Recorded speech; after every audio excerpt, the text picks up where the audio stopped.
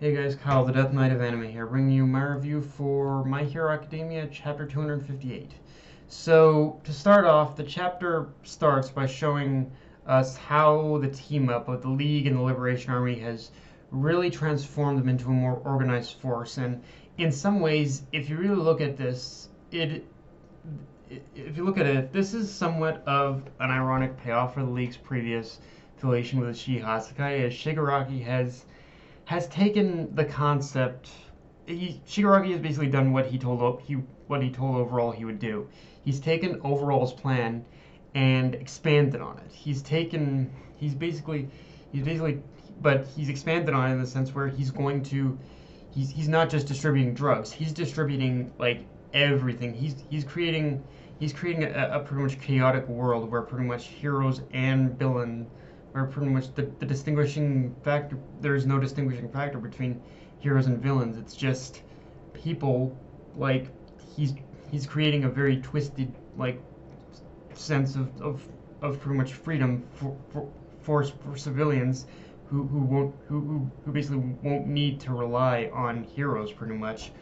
Um, and Which, yeah, let's talk about that more because as we see, the whole chapter gave off the vibe not only of the world preparing for war, but also the genuine sense that another dark age is just on the horizon. And as Hawks put it, this is also going to lead to the second coming of One for All, meaning Shigaraki in this case, which also in itself shows that Shigaraki is now in this point in time come full circle and succeeded his master, but also but at the same time, another thing that's also shown in this, as also shown in this chapter, one key difference that's been brought up, that we've gotten up to this point, that's been shown is that with all the preparations that's happened, it's given off the greater sense that the heroes and the students are just as prepared and mobilized as the villains. Now, whether or not they can prevent another true Dark Age from being created is an entirely different question in itself. And I will admit the whole setup with the students going to back up heroes in the foothills is the part of this chapter that definitely feels the most like a trap, because it's the part of this that feels like the means to which are distract our main cast while we learn what's going to happen to make the heroes disappear, which I can't deny. The more I thought about it, the more I kind of got behind it, just on the fact that it's going to put our main cast in full spotlight now. Like all the heroes from like UA, 1B, like from UA, like 1B, all those guys, 1A, 1B. Like it's going to put those guys. It's going to put them in the spotlight now. Um, now how everything is going to happen and how the heroes are going to disappear is still the bigger question, because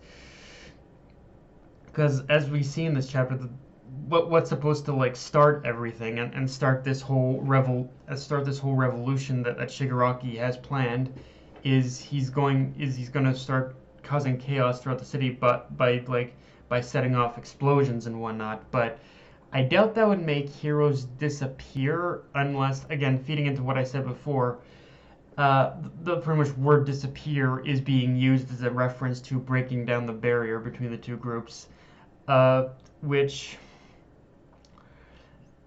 which considering the fact that again we are headed for another dark age like what happened in basically All for One's time, it's possible that's also the case. But at the same time, I think but at the same time, I'm not going. But at the same time, I think I. But at the same time, I think it would make sense in order to. It would make the most sense in order to actually make the heroes disappear, because, um, because if that happens, then that honestly puts like All Might at an even greater risk than before. Because again, like feeding off the whole idea and the plan, like as if you remember Night Eye's prediction, he basically said that All Might was basically going to die at the hands of a villain, but he never said who the villain was. And if if if if pretty much this whole if if if Shigaraki's plan goes through and he ends up creating all this chaos and this whole chaos and creating a new world order, then it could be that All Might simply dies from like a stray bullet or like dies from being in the crossfire of this chaotic world almost. Um, and one thing that does kind of make me kind of think that too is that throughout these past couple weeks, we've definitely gotten smaller jumps in time, but not necessarily an official time skip. So if Horikoshi plans to do that, then Heroes disappearing would definitely be the biggest linchpin for something like that. Even more so than possibly All Might dying. So yeah, again, I don't know if he's going to do that, but it would make the most sense that if Heroes disappearing would cause that. Um, Also, speaking just briefly about the final page, and maybe it's always been there and I'm just now noticing this, but it is kind of an ironic twist of development on Todoroki's part that he's always said he never wants to be like his father or be a greater hero, or at least be a greater hero than him, but he still ends up fashioning the design of his costume more and more like Endeavor's. Like if you look at his costume, he's kind of got that from Endeavor stripe on the chest area of his costume. So yeah, kind of a little bit of irony there for sure. That he's chosen to that he's chosen to fashion his costume a little bit after after his father's in that sense. And now, so I don't know if it's been if he's officially confirmed this, but I'm convinced now more than ever that Twice is Horikoshi's favorite villain to write for.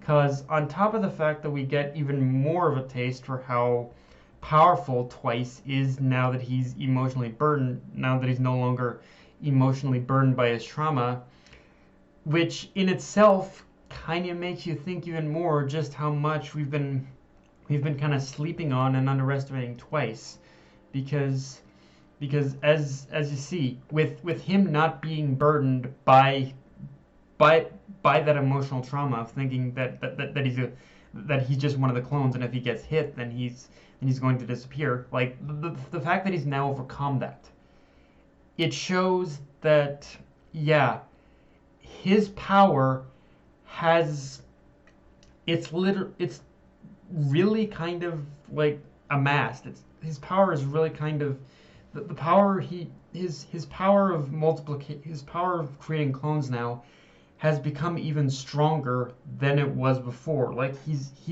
really harnessed like the full power of his quirk now. Like it's which as we see, it creates a very terrifying situation where Twice can do practically can clone practically anything and anyone now at this point. And as we see, he's doing it in order to clone Nomus now, which he's doing it to clone Nomus, so he can make a number of those things now.